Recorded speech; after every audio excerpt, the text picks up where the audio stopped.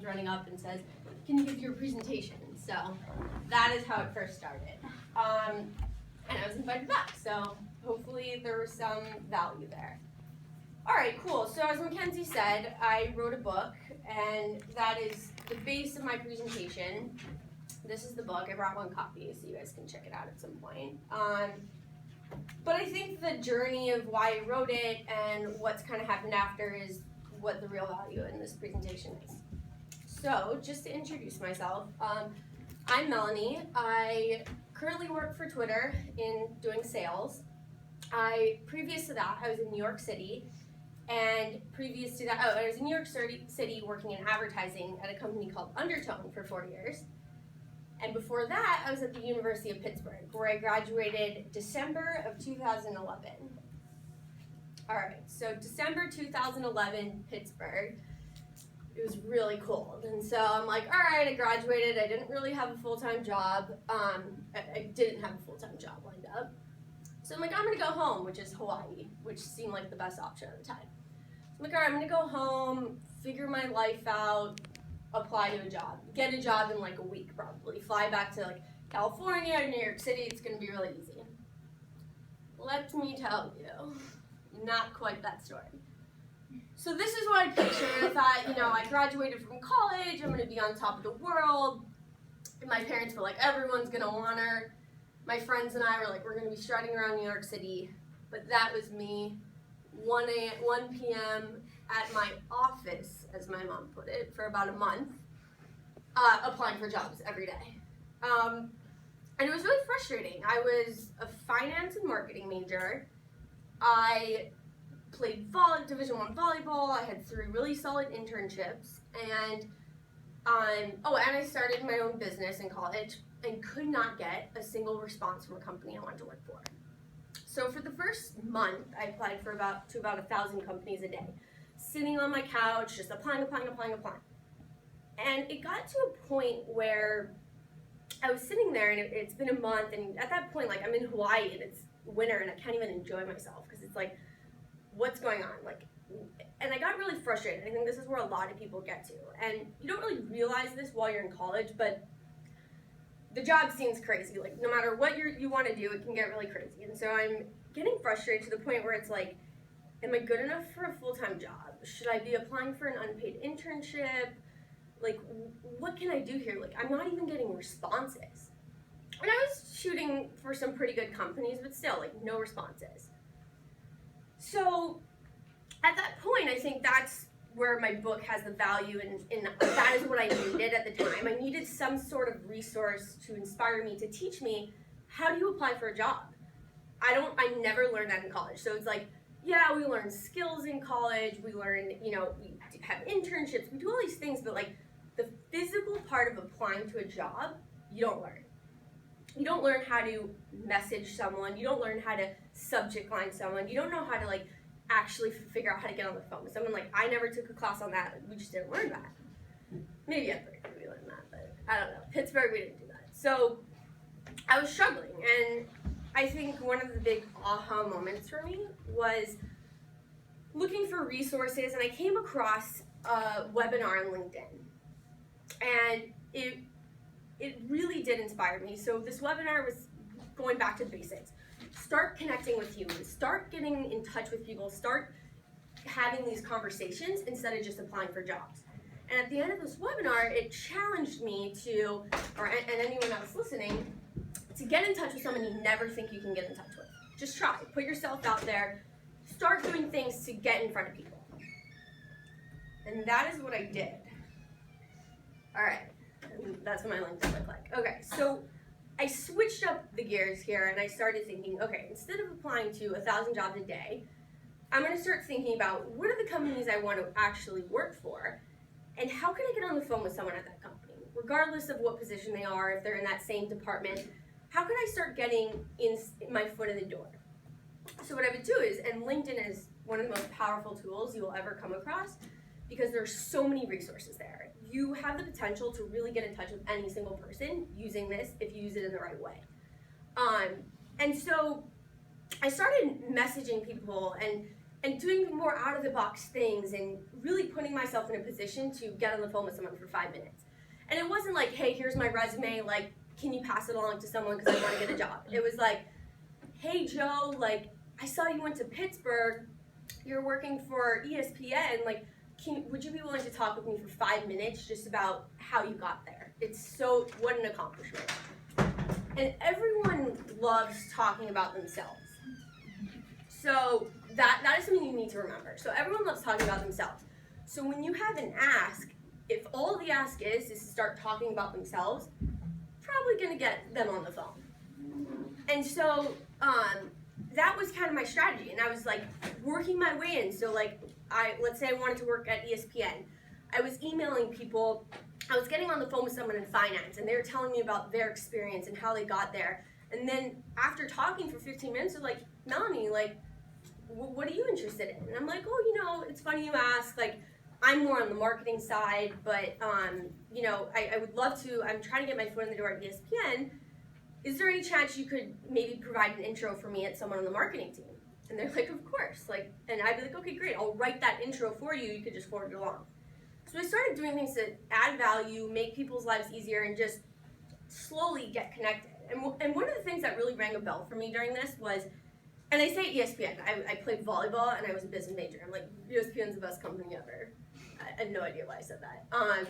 But I had like some weird goal of working there. And so I got on the phone with someone there, and he was like a marketing manager. I like finally got introduced to someone who was in marketing, and he got on the phone with me and he was like, Melanie, we don't look at resumes when you apply online. Like we have so many internal referrals, no one even looks at the resumes online. And I was like, wow, like I just wasted a month of my life applying to 150 jobs on ESPN, like online. And it's interesting because that is the same for every big company out there. Right? Your Facebooks, your Apple, your Googles, it's probably 80% referrals of people that get their foot in the door there. Which means it really doesn't matter who you are when you're applying online, because they don't even see it.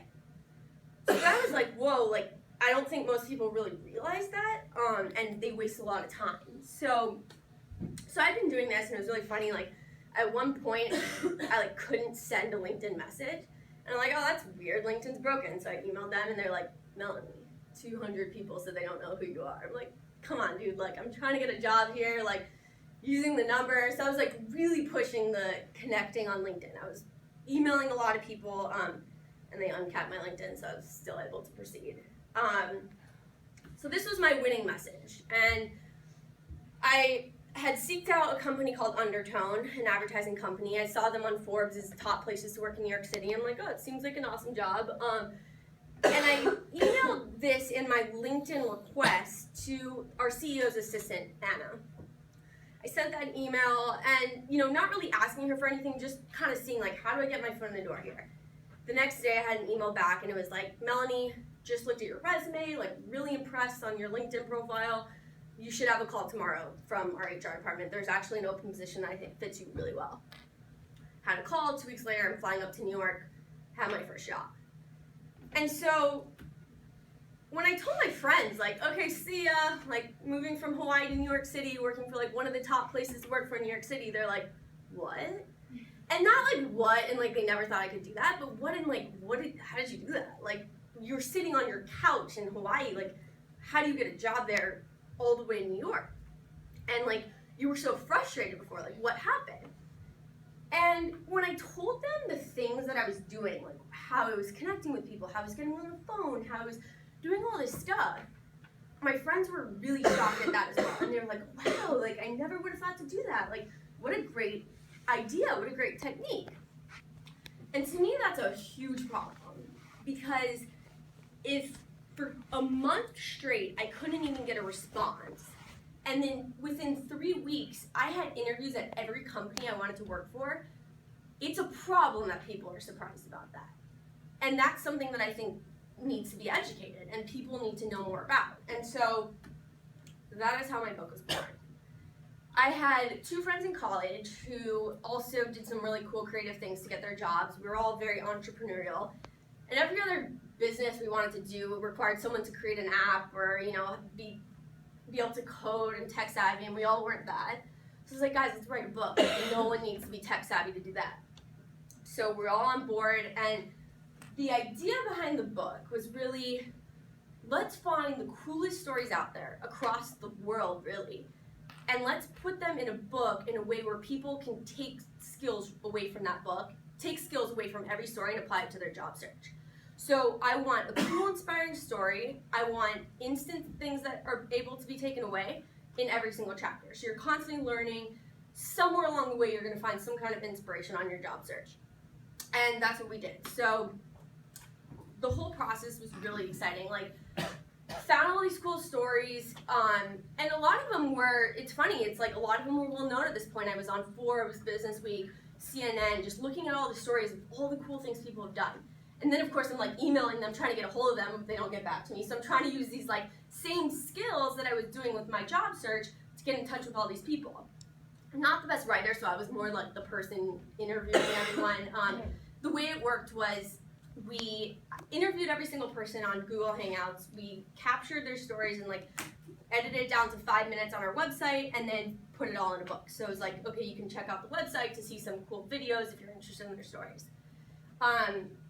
And yeah, and there were everything across the board. So it was like the real cool inspirational ones were like this 50-year-old woman put Christmas lights on the side of her house to say like, check out my LinkedIn profile, to like a guy who SEO'd his LinkedIn profile to have a recruiter email him. I'll touch on that story in a second later in the presentation, but everything across the board. People who are experts at messaging, at subject lining messages, and just every little thing that you can think of, just covered it in the book. And it was, the one thing I will say I'll take away is like every story was different. There was not one thing that really did overlap except for two things. None of these people were afraid of what people thought. No one was like, oh, like, are they gonna think I'm annoying? Or, oh, like, I'm not gonna put myself out there like that. They didn't care. So none of these people cared about that. And all these people were not lazy. So all these people worked really hard. I mean, and it's funny, they worked hard in a very concise way where instead of applying for 1,000 jobs, they focused on 3. And they put their effort in there, did their research, got in touch with people, were ready when someone called, had their information down. So yeah, like, you're not spreading yourself too thin, but they were ready. They had results out of 3 out of the 5 jobs they wanted. So really cool stuff, and you can always check my website out to see more on that. But I want to tell you guys like one pretty cool story. So do people know who this is? Thank you. Come on, guys, LA sportscaster. Do we like sports here? Okay, so this is Neil Everett, works at ESPN. As I mentioned, my dream was to work at ESPN for no reason other than the fact that I played volleyball and was a marketing major. So I was like, ESPN's the company. You know, I mentioned that I got on the phone with that marketing manager, and he told me, no one looks at your resume. If you want to get a job here, someone has to refer you. And he's like, it's not going to be me. I have no idea who you are. I'm like, all right, fine. So I'm like, all right, if I'm going to get a job at ESPN, I need to get someone pretty freaking cool to refer me if I'm going to get the job. I'm going to try to get this guy to get me a referral. So at first I was like, all right, if I can get a sportscaster to put my referral in, I'll probably have an interview. And so then I was like thinking about that webinar and the challenge of reaching out to someone you never think you can reach out to. So I'm like, I'm going to apply that to this. So I did some research. I was looking at all the sportscasters, and I'm like, all right, Neil Everett had a stint in Hawaii. He lived there for 10 years. I lived in Hawaii. Like, let me see if I can put some like personal touch in that.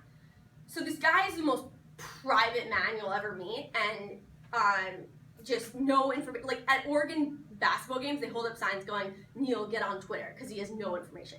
So I'm trying to find like an email address. There's nothing. So I'm connected with like 100 people on LinkedIn from ESPN at this point. So I see all these like email addresses, like different patterns of how people have their email addresses that work there. So I put 7 email addresses on an email, like neverett, neil.everett, Neil, whatever. I put like every combination that possibly could work on an email. And then I wrote this pretty like heartfelt letter. I'm like, okay, if I'm gonna give it a chance, like, this is gonna be the chance. So I send this email off, not thinking anything. And this is going back to like when I was after I saw that webinar and before I got my job at Undertone. So let's say probably around like 3 weeks later, I had already gotten my job in New York City, and I'm